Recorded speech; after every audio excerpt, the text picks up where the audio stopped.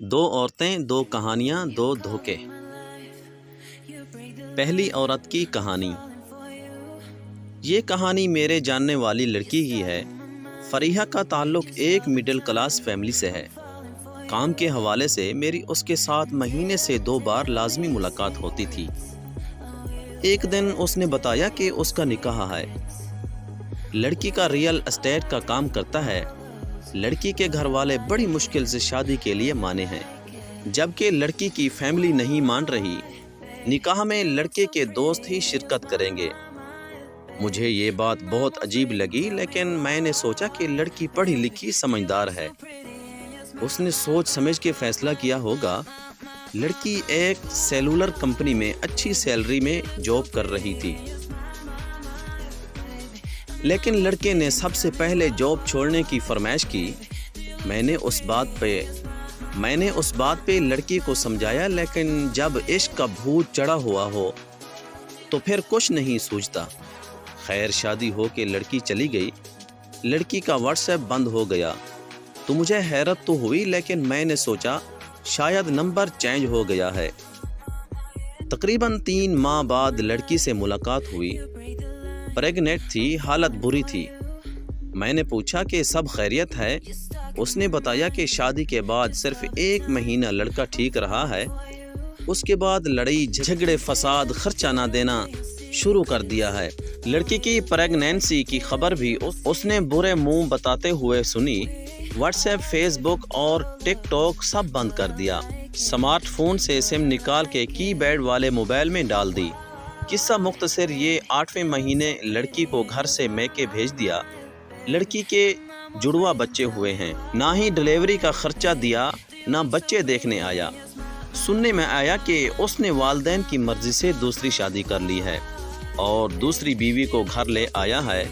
मेरे मशवरे के मुताबिक लड़की ने पुरानी जॉब को दोबारा शुरू करने का फैसला किया है और अब उसे अपने साथ साथ 2 बच्चों की परवरिश भी करनी होगी। बिना सोचे समझे शादी करना और अपनी माशी खुद मुख्तारी को ख़त्म करने का नुकसान सिर्फ लड़की उठाती है। हमेशा सोच समझ के फैसले करें। किसी दूसरे को ये हक ना दें कि वो आपकी ज़ात के मुताल्लिक फ़ैसला करे। खुदा ना खास्ता अलहदगी की सूरत में बच्चों का ना होना रहमत की बात है। बसूरत दीगर सबसे ज़्यादा महरूमी का शिकार बच्चे होते हैं। दूसरी औरत की कहानी। ये लड़की मेरी बहुत करीबी है, बहनों की तरह है। ज़ात बरादरी के इश्यूज़ की वजह से उसके रिश्ते का मसला रहता था। पिछले साल उन्हीं दिनों सऊदीया में रहने वाले लड़के से उसकी मंगनी हो गई। मंगनी चौंके घर वालों ने ही की थी, इसलिए लड़की खुश थी। लड़की ने मंगनी होने तक कभी किसी लड़के से बातचीत नहीं की थी। जब मंगनी हुई तो फिर लड़के से बातचीत शुरू हो गई। पूरा साल लड़का मोहब्बत भरी बातें करता रहा। लड़की ने भी अपना पूरा वक्त उसे दिया। अक्टूबर के महीने में शादी तय थी। जब उन लोगों ने दिन रखने की बात की तो लड़के वालों ने उनके सर पे बम फोड़ दिया कि लड़के ने सऊदीया में शादी कर ली है, हम कुछ नहीं कर सकते। अब यहाँ सब समझ सकते हैं कि शादी तय हुई हो और इनकार हो जाए तो लड़की की क्या हालत होती है। लड़की के घर वाले भी सदमे में चले गए कि ये क्या हुआ है। अब किस्सा मुख्तसर ये कि लड़के वालों ने कोई भी डिटेल देने से इनकार कर दिया। सूरत हाल किसी तरह वाज़े नहीं हो रही थी। फिर मैंने सऊदीया में अपने एक दोस्त से रब्ता किया। उन्होंने 6 दिन की मुसलसल कोशिश के बाद उस लड़के को ट्रेस करके पकड़ा और उससे कहा कि सच बात बताओ। तब पता चला कि लड़के को चोरी पाकिस्तान बुला के उसकी शादी कराई गई है, जिसमें लड़के की फैमिली शामिल है। अब उसकी वजह सिर्फ ये थी कि लड़के के घर में उनके साथ उनकी मामू और ममानी रहते हैं, जिनको लड़की का लिपस्टिक लगाना या ट्राउज़र पहनाना पसंद नहीं था। उस बात पे उनकी एक बार लड़की की बहन से बहस हुई थी, जिस पे बहन ने कहा था कि अभी वो हमारे घर है, जब आपके घर आएगी तो फिर आप एतराज़ करना।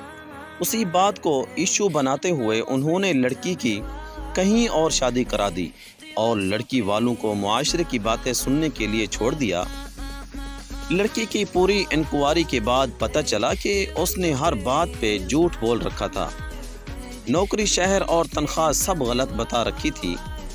لڑکی والوں نے لڑکے کی تحقیق کی بجائے لڑکے کے باپ کی نیک نامی دیکھ کے ہاں کر دی تھی، جبکہ نیک نامی کا پتہ تو لڑکے کا کیا جانا چاہیے تھا۔ بنا تحقیق کے رشتے طے کرنے سے نقصان صرف لڑکی والوں نے بھگتا۔ لڑکی کو بوجھ کی طرح اتارنے کی بجائے اس کی پسند ناپسند اور سوچ کا خیال رکھنا ضروری چیز ہے۔ اپنی بیٹیوں کو انسان سمجھنا ضروری ہے۔ شادی تو ہو ہی جاتی ہے، لڑکیوں کو کم سے کم اتنی اویئرنیس ضروری دینی چاہیے کہ وہ سچ اور جھوٹ کی تمیز کر سکیں۔ کسی کے ہاتھ کھولنا بننے سے بہتر ہے سر اٹھا کے شان سے اپنی زندگی جئیں۔